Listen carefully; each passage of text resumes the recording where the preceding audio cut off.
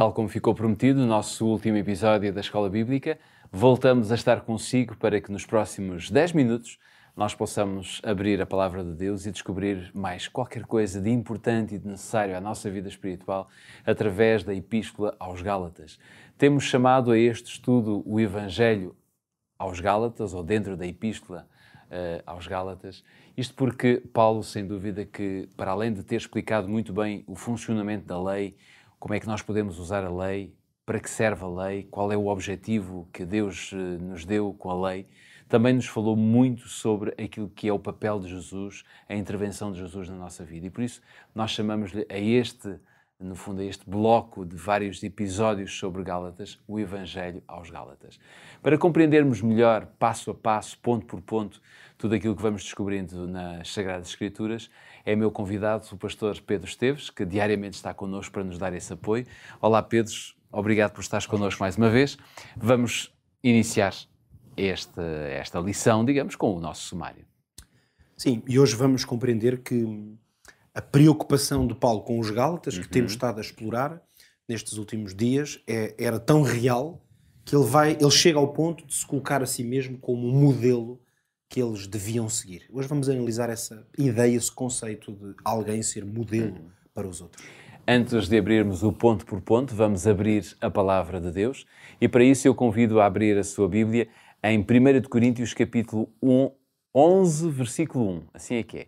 1 Coríntios capítulo 11, versículo 1. Se não tiver a sua Bíblia à mão, pode seguir a nossa leitura através do nosso quadro que diz: Sede meus imitadores, como também eu de Cristo. Estas foram as palavras de Paulo, mas também temos uma outra passagem que nós podemos ler no livro de Filipenses, o Evangelho, ou melhor, não é o Evangelho, a Epístola dos Filipenses, capítulo 3, versículo 17, onde podemos ler também palavras de Paulo: Sede também meus imitadores, irmãos, e tende cuidado, segundo o exemplo que tendes em nós, pelos que assim andam. Filipenses, capítulo 3, versículo 17. Pedro, nestes textos, Paulo repete a ideia que também transmitiu aos Gálatas de que eles deviam imitá-lo. Não poderia, ou não poderá ser isto, digamos, podemos assim dizer, uma certa presunção espiritual? Sim, poderia ser interpretada dessa forma, se não tivermos em conta quem é Paulo, e o contexto e o que Paulo muitas vezes disse sobre si, colocando-se ele na posição do maior dos pecadores, disse ele algumas vezes, o menor entre os apóstolos.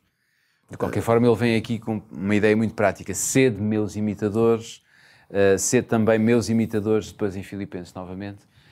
Várias vezes ao longo das suas cartas nós vamos encontrar o apóstolo Paulo a fazer isto, que é animar os crentes, a quem ele escreve, que o conheceram nas suas visitas a essas igrejas, a imitarem o seu comportamento. E ele claramente coloca-se nessa posição difícil. Ou seja, o seu comportamento para ele era um comportamento perfeito e podia ser imitado por outros. Aqui, eu não sei se poderíamos dizer que ele considera o seu comportamento perfeito, mas digno de imitação. Talvez sejam dois conceitos um pouco diferentes. É verdade que normalmente o apóstolo Paulo apresenta-se como modelo em áreas concretas da vida. Nós aqui, por exemplo, alguns destes versículos que lemos, claro, para não lermos demasiado texto, estamos a isolá-los um pouco, mas eles estão dentro de um certo contexto. O Paulo chega a dizer para o imitarem na questão do trabalho, por exemplo, de não ser um peso para os outros, mas trabalhar. Portanto, quando ele diz imitem-me, é evidente que ele está nesse contexto de terem esse cuidado. Ele também chega a referir-se à ideia de o imitarem no contexto de não ser hipócrita, portanto, não fazer uma coisa, ensinar uma coisa e fazer outra. Portanto, é dentro desse contexto que vamos encontrar essas expressões de Paulo. Mas a verdade é que revelam alguma coragem da parte de Paulo e a consciência e podíamos dizer, a tomada de responsabilidade de quem sabe que quando tem uma posição de liderança como a dele, precisa de estar alerta para que, no fundo, quer ele queira, assuma ou não, a verdade é que sempre estaria numa posição de exemplo e de referência. É interessante que aqui em Gálatas, eu vou citar agora aqui o texto que está no capítulo 4, que estamos a seguir, e no versículo 12, nós vamos encontrar a mesma ideia com uma expressão ligeiramente diferente, em que o apóstolo diz irmãos, diz isto aos Gálatas, portanto, rogo-vos que sejais como eu, porque também eu sou como vós. Nenhum mal me fizestes.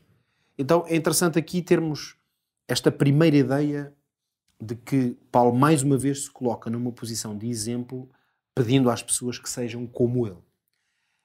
E aqui é interessante que, ao usar esta expressão, percebe-se que Paulo não está tanto a falar do agir ou do comportamento.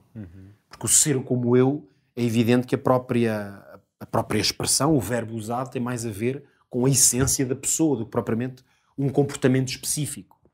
E porquê que nós entendemos claramente isto? Se tivermos em conta que o problema que estava a existir na igreja, na Galácia, e o problema para o qual Paulo vai constantemente alertar e escrever tudo isto que temos estado a ver, não era tanto uma questão de comportamento ético, de falhas em relação a alguma coisa no estilo de vida, enfim, como noutras cartas aos Coríntios e outras em que claramente Paulo vai acusá-los de conduta errada e vai-lhes dizer, nesta área da vida vocês estão a ter uma conduta errada.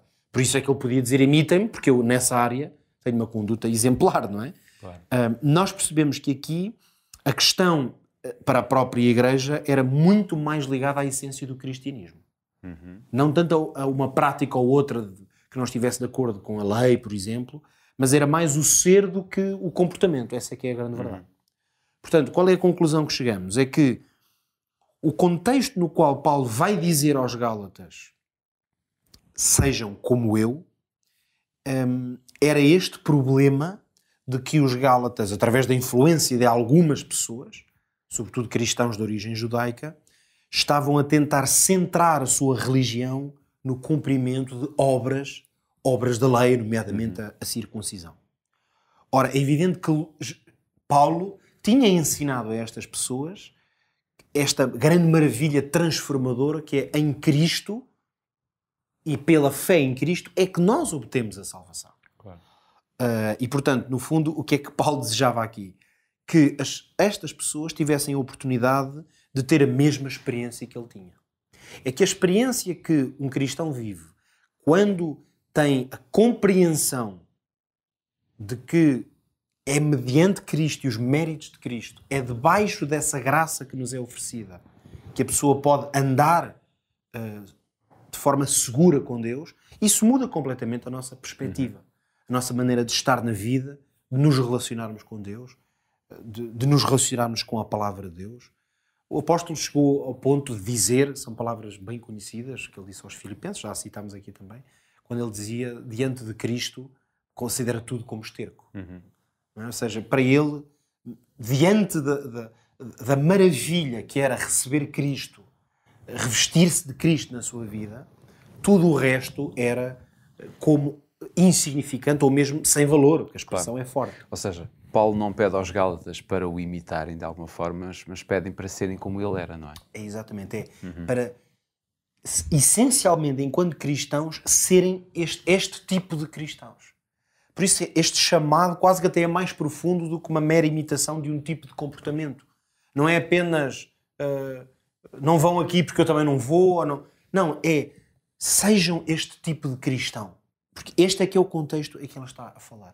Este cristão que compreende o lugar de Cristo na sua vida para que, no fundo, como dizia Paulo, no mesmo capítulo, no versículo anterior, ele falava-lhes do receio que tinha de que o trabalho que tinha feito lá não fosse em vão.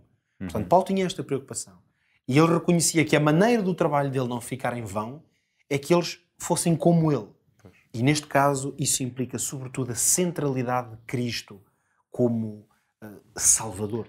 No fundo, o que ele queria era que eles tivessem uma mesma experiência, a experiência que ele vivia com Cristo, que eles também a tivessem. Que houvesse coerência, portanto, entre a experiência da igreja que Paulo tinha fundado, e nós temos estado a falar também do posicionamento dele como um pastor de igreja, e Paulo queria que as pessoas tivessem a mesma experiência enquanto crentes, rebanho, vamos dizer assim, que ele como pastor desta igreja também lhes tinha ensinado, porque era a sua própria experiência. Claro.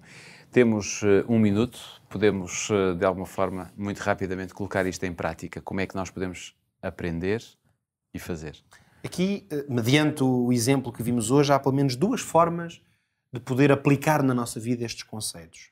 O primeiro deles é simples. Se conhece alguém que seja uma inspiração para si, claro, a sua salvação não vai depender dessa pessoa, mas use o exemplo dessa pessoa, se for um bom exemplo, use esse exemplo como referência, porque isso por vezes dá-nos maior proximidade. E por outro lado, não esqueça que, quem sabe, algumas pessoas podem olhar para si como exemplos, como referências. Então busque todos os dias ser alguém que pode ser imitado e poderá fazer uma grande bênção a muitos dos que estão à sua volta. Fica aqui o desafio feito pelo pastor Pedro Esteves, é o nosso desafio aqui na Escola Bíblica e é assim, desta maneira, que terminamos mais este episódio, sendo que fica a promessa que voltamos amanhã, neste mesmo horário, através do Hope Channel e também da rádio, para que você possa aprender mais sobre aquilo que está escrito no livro de Gálatas. Até lá.